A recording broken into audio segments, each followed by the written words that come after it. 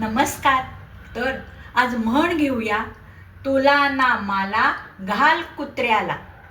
अर्थ इतका सोपा आहे. जेव्हा एखाद्या गोष्टीसाठी दोघांमध्ये भांडण होतं की ती वस्तू शेवटी निरुपयोगी होते, त्याचा काही उपयोग होत नाही, वाया जाते. आता काय झालं, गावामध्ये बरीच पडीक जमीन पडली होती. सरकारने काय म्हणलं, या गावातल्या लोकांना एकत्र केलं आणि सांगितलं ही बंजर पडीक जमीन आहे, तुम्ही हिचा वापर करा चांगल्या कार्यासाठी. झालं, एक ग्रुप पुढे आला. तो म्हणायला लागला की मी इथे झाडं लावू, सध्या वृक्षारोपण करू. दुसरा ग्रुप आला. तो म्हणला नाही नाही, इथं प्राणी पक्षी ह्यांना आपण वाढवूया, कबूतरखाना करू. झालं. तिसरा ग्रुप पुढे आला.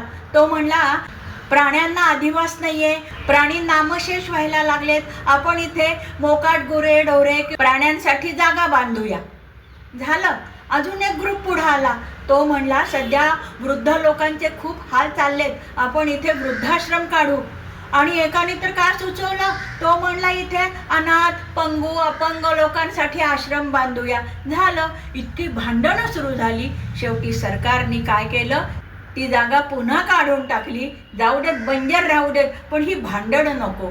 तात्पर्य काय, तुला न मला घाल कुत्र्याला. यावर्षी त्यांच्या आंब्याच्या बागेमध्ये भरपूर आंबे लागले झाडांना. झालं. दोन भावामध्ये भांडणं सुरू झाली. हा म्हणला मी जास्त वाटा घेणार, तो म्हणला मी जास्त वाटा घेणार. तिकडून बहीण आली. ती म्हणली माझा पण वाटा आहे ह्याच्यामध्ये. रात्रीतल्या रात्रीत त्या बहिणीनी लागलेले आंबे झाडावरचे उतरवले.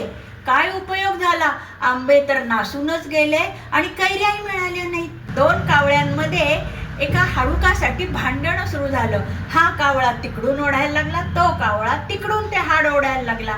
काय झालं, ते हाड त्यांच्या भांडणामध्ये खाली नदी पात्रात पडलं आणि वाहून गेलं. तुला न मला घाल कुत्र्याला. मंडळी, उदाहरण आवडलं असेल तर लाईक शेअर सबस्क्राईब करा आणि हो, कॉमेंट करायला विसरू नका.